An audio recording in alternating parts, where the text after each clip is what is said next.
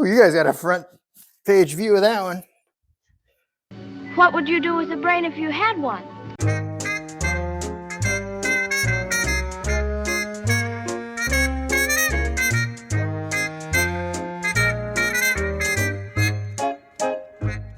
All right, you'll have to forgive my hair dangling and looking all weird. I was going for kind of a George Carlin, Ben Franklin look, but I probably look a lot more like the butler from Rocky Horror Picture Show.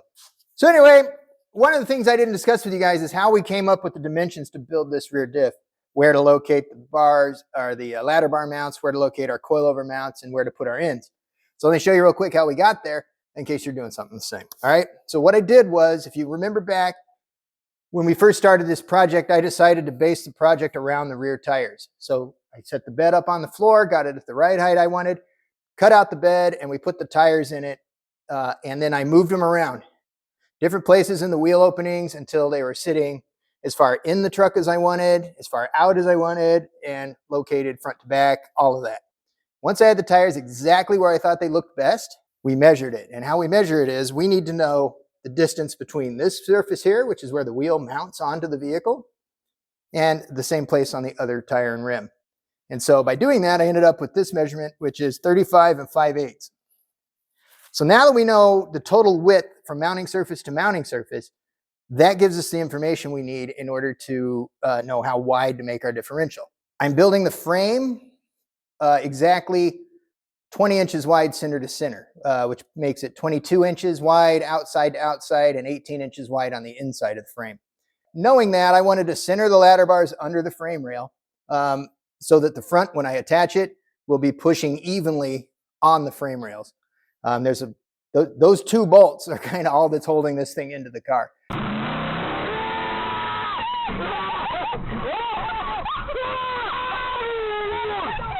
So it's very important they're in a good spot and they're in a strong reinforced spot where they can actually push on the vehicle without bending or breaking anything or anything like that. So these are spaced on 20-inch centers in order to get them directly centered under the frame rails. Now our coilovers are based on a 4-inch outside diameter coilover. They're really 3.5, but I wanted to give myself an extra 1/4 inch on either side. And based on that, I went in 2 inches from the frame rail. So these are actually 16 inches wide, is it? No, 2 inches on either side, I'm sorry. So we ended up putting our ladder bar, our coilover brackets 14 inches apart so that they'll just fit inside the frame rails. And so that's how we decided where everything was going to get located and how to do that.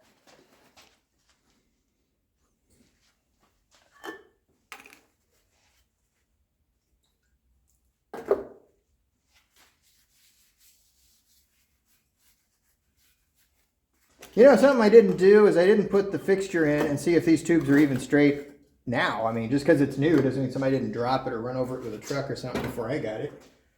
Okay, one thing I didn't explain to you guys at all, and I'll do that right now, is how I'm going to make sure that we locate the ends correctly on our housing when it comes time to weld them on. And we're doing that by using a fixture. Now, this fixture consists of this piece of bar stock. It's very heavy. Round bar stock, and then these bushings and these bushings. And how that works is this bar fits nice and tight inside of these bushings. There's a tiny bit of play, but for the most part, it fits pretty tight. And these bushings go into our housing ends to help locate the housing end around this bar. And why that's important is because this bar fits through these bushings that go into our differential carrier. I guess this is the carrier, or not. Whatever this is, chunk, third member, hogshead, whatever you want to call it. What you do is you take out the adjusters and the bearing races and you put these bushings in. You'll see me do that in a second here. And then the bar fits through these bushings. I'll show you right now. And the reason it's so big, thick, and heavy is because you don't want it bending or drooping while you're assembling your rear differential. So I clearly don't. Oh, there we go. So as you can see, it's a pretty snug fit through the center here. And so that basically simulates your axle center line. It simulates your axle center line so that when you put your housing ends on, you know that they're lined up with this. And that's very crucial because this is where your ring and pinion sits. This is where your differential sits, which would be your posi unit or your spool, in our case, a posi unit. that's how that works. Those go in there. I'll show you that when we're putting it together, but I didn't really explain why we use this fixture or what exactly it does. So I thought maybe that'd help you guys understand what we're doing just a little bit better. Now you can buy these as a kit. They're about 600 bucks. I looked at getting them, so it doesn't make a lot of sense unless you're going to do more than one housing. This one, a buddy of mine had made custom. So he went to a machinist and made these bushings that go in here. And then he bought a piece of bar stock that he made sure was straight and cut it to length. So he loaned me this. So that saved me a bunch of money having to pay someone else to do it. Plus, I really wanted to do it just so I could do it. That's the whole point of this channel, right? We're trying to learn new stuff all the time.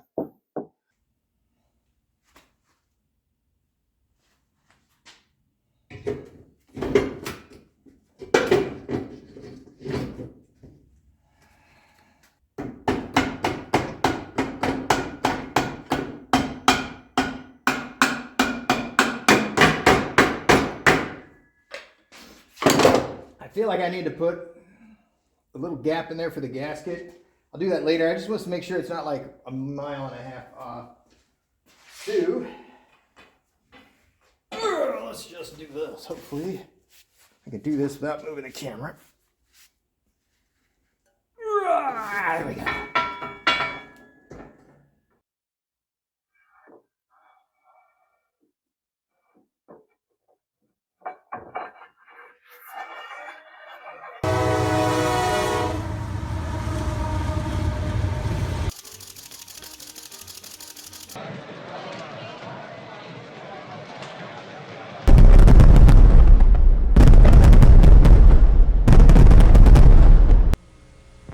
What cigarette do you smoke? All right, there we go.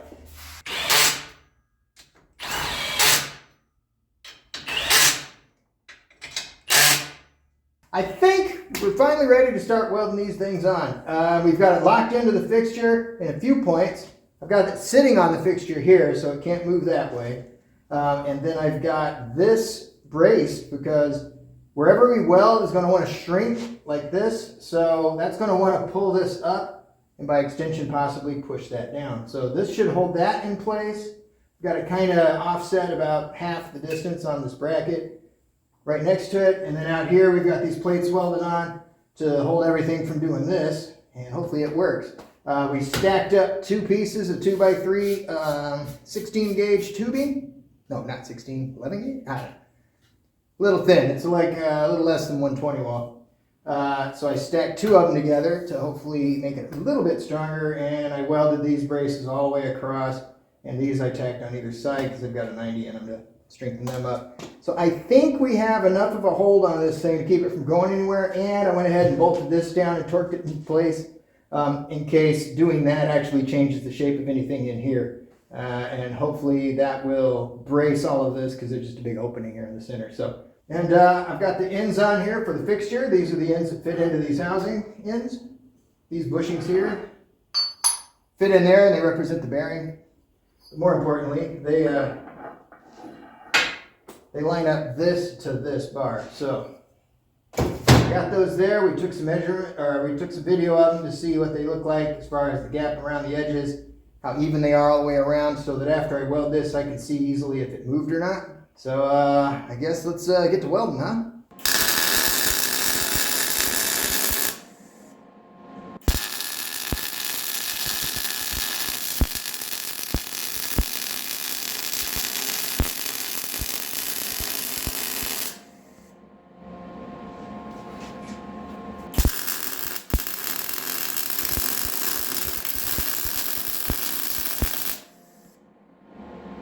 We're gonna let that cool off and come back in a little while and cut it off the fixture.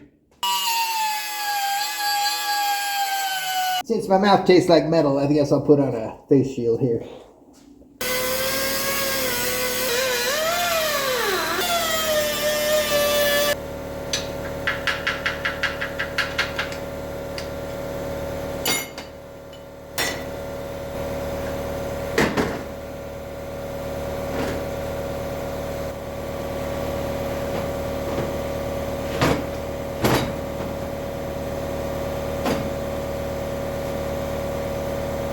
All right.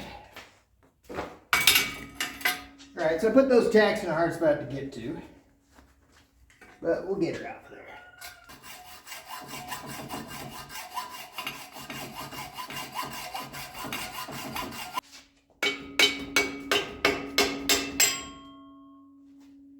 There we go.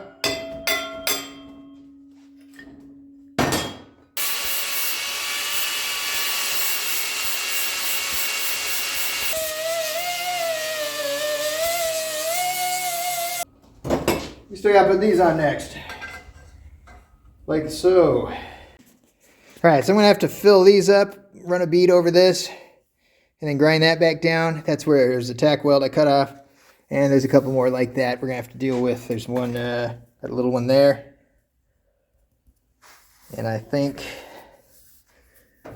no, there's another one somewhere. Oh, here. So I gotta fill those up, get this all ground down smooth. Knocked off most of our spatter and whatnot. We got her all welded on there. Not the prettiest welds, but they should hold. That's really what matters most.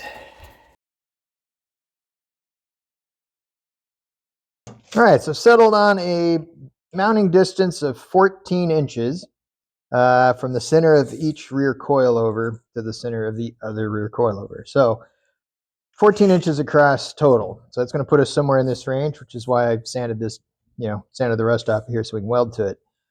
This differential is symmetrical around a center line. So the tubes are the same length, that kind of thing. Stuff was all built on jigs, so that makes sense. See, we've got these two weld beads right here. What I got to do is put 7 right in the middle of this. And I think the easiest way to do that, looking at how it lines up, is to just measure across these two welds. And it looks like if I basically put it just to the inside of center on each one, as far as the lines on my tape measure, the 5 and the 10 line up the same as each other. So that 7.5 mark there should be it. And that 7.5 mark is right here on the S in Chassis Works. All right. I should probably also get my reading glasses so I can really be accurate on this. Just kind of eyeball it, which is fine. It's not a critical measurement. All right, so now that we've got our mark and we know where the bracket has to go, we got to make this bracket fit. As you can see here, it's made to fit around a round piece of tubing. Fits perfectly around our housing. But if we mount them out here, they're going to be under the frame rails. So what we're going to have to do is we're going to have to actually mount them up here on the center of the housing and try our damnedest to keep from warping this thing. So how do we make that fit this? I think first, let's get the shape and see what we're working with. So I'm going to use this side so that it hits right here. We'll line that up with that line we made and make sure it's straight front to back right there. And down we go. There we go. That's the shape of our diff. All right, so now what we can do is we can take the shape we just traced and we can place it on here and retrace the shape to reshape this bracket. I want to try and preserve as much of this bit as we can. I don't want to lose a bunch of material there. So what I'm going to do is I'm going to slide this up until it's pretty well maxed out. And then I also need to make sure it's straight this way. So let's rotate that a little bit. And there it is. That's the shape we're going to need to make. Anybody know why that was stupid? Because I was holding it in such a way that if the grinder grabbed the metal, it was going to shoot that way. So let me mock this up in the, I'm going to put this in my vise instead.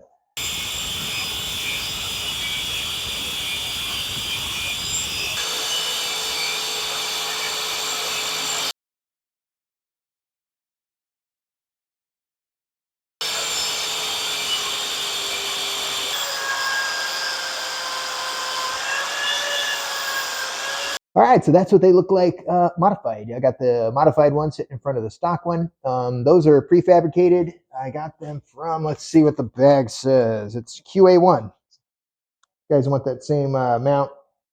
They're QA1 mounts. I got them from Summit Racing. I think it ran about $30 for the pair. So anyway, there they are, modified to go on the back of my housing. So we'll get the other one matched up and we'll be ready to put them on. All right, so this top edge here of that line is where I want to put center on this.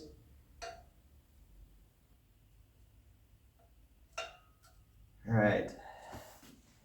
So that'll hold it. Now what I got to do is I got to make sure two things. One, it has to be square this way to the housing. It also has to be square this way to the housing because this is the back. I've got it facing up right now, but this will be rotated and facing back. So if you're driving behind me and looking underneath the truck, these need to be perfectly straight and symmetrical from side to side along with these brackets. We're going to get one tack on it once I have it located front to back properly. And then I'll put a tack right here and then we can bend it and move it and do all that stuff. But I need to make sure it's really close to start with. Mighty, mighty close.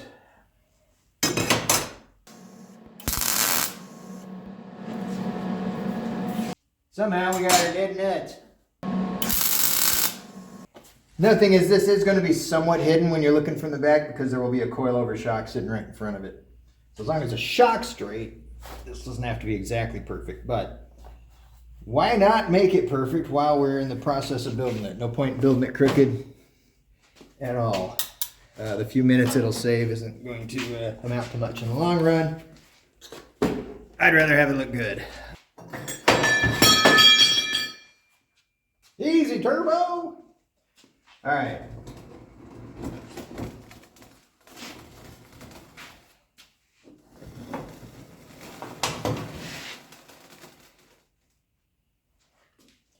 I think what I want to do now is have a good look at this thing. Let's do that first.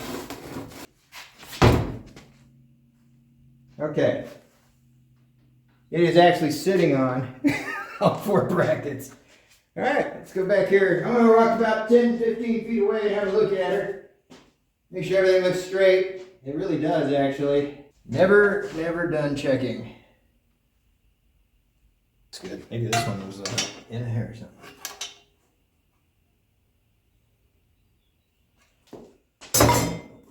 Let me look at it one more time from back here. Yeah, that looks nice. That looks real nice. All right, so we're going to lay her back down and get going on these brackets. All right, this is the last thing we got to do. Once these brackets are welded on, then we can cut the housing. Make sure it's straight first. Then we can cut the housing down and weld our ends on. So we're getting close. This is where I welded up one of those gouges that I put in it with the grinder. You guys remember we had some cuts in the tube? So I'm going to grind that up and finish it.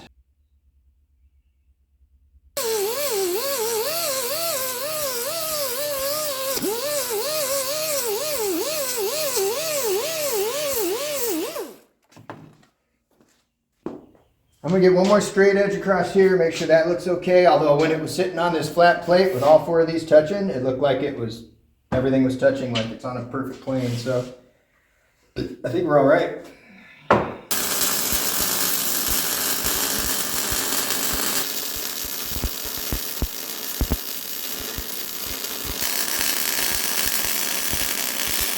All right, so we've got this thing put together and we got our new microphones in. So hopefully you guys can hear me better now when I turn my head and things like that.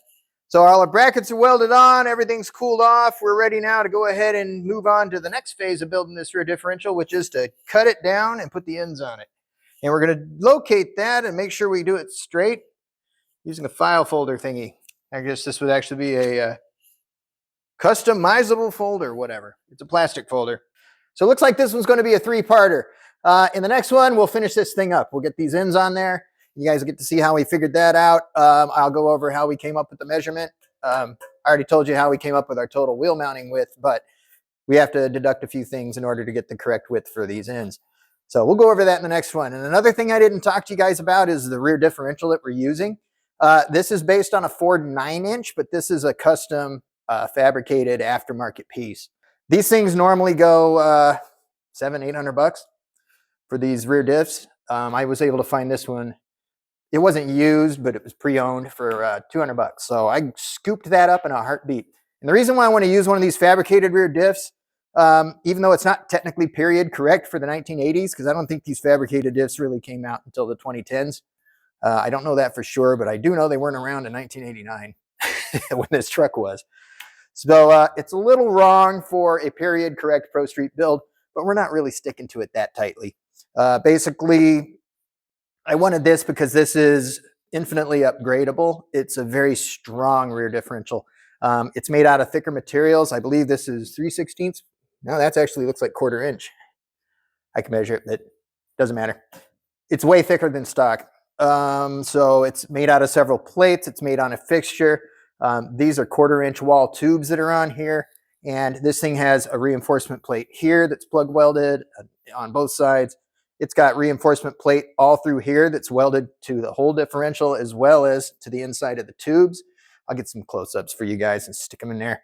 So yeah, it's a very robust piece. And if I ever want to pour any real horsepower to it, as another way of saying if I ever have enough money to put any real horsepower to it, we can just upgrade the parts inside of this thing and just keep using this housing. So hey, thanks a bunch for watching. Really do appreciate it. Please like, comment, share, subscribe, do all that good stuff because it really helps the channel and I really do appreciate it. So thanks a bunch guys for watching. We'll see you in part 3 and we'll finish this thing up. Till then, take care of yourselves.